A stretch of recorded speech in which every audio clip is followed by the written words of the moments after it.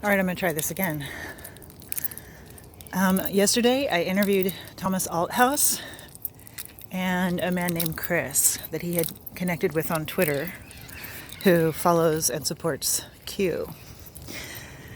It was a 2-hour and 15-minute interview. I spent several hours editing it in a program called OpenShot, which I discovered on my computer.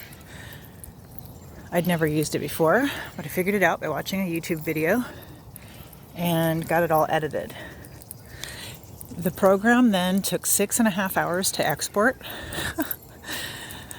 So I basically waited for it all day and did other things and kept coming back to it.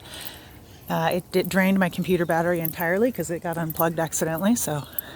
But luckily restarting didn't sort of crash the OpenShot. And I had to close all other programs. I think it's just maybe my computer wasn't strong enough to handle the energy suck. Then I uploaded it to YouTube, which took 3 hours. I stayed up late to keep checking on it, keep my computer on, because I kept going to sleep.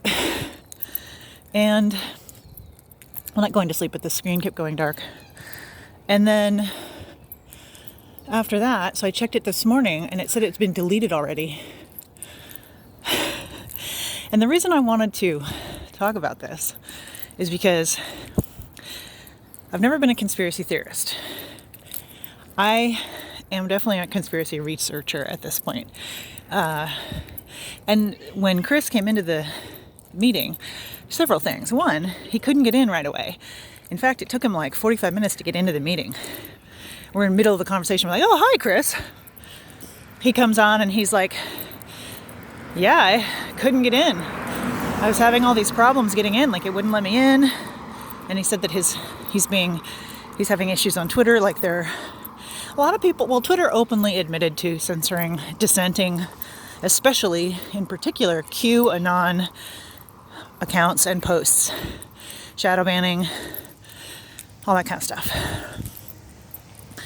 And I see a lot of people, a lot of patriots on Twitter basically saying like they can't follow people back, or no matter how many followers they have, it just shows this low number or whatever.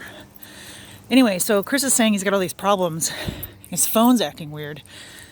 And he suddenly disappears out of the meeting and we don't get him back. So the good thing was that Tom and I got to have like a full 2 hours and 15 minutes without being kicked out of Zoom for free. But now the video is being completely blocked, it looks like. I'm going to try it again today because there is a possibility that it's a technical glitch. I don't know about you guys, but I don't think that a video should take a total of 10 hours to simply render and upload. That just seems nuts to me. But yeah, I wanted to share this because it validates what Chris was saying. And also this morning, last night I was in YouTube. I was actually listening to the X22 report, and it was 2 really good episodes last night. And all of a sudden YouTube just dissolves, and I've never had that happen before. And I had to go back in, and it completely lost my place and everything. I had to go find the video again and find my place in the video again, which I've never experienced.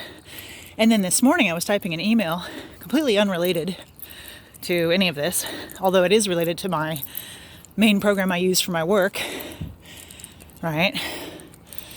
Got all the way through the email, was editing it just a little bit to make sure that the typos, the voice to text was corrected. And the whole thing just dissolves on me. I've never had that happen before. And there was no draft, which I've never seen before either. Anytime you get that far into an email, Gmail will save it as a draft. So I'm just like, oh, so this is what it's like to try to support or get the word out, you know. I still don't really fully believe that anything's really being done to me, but I just think that it's interesting. So, there you go. Let me know what you think.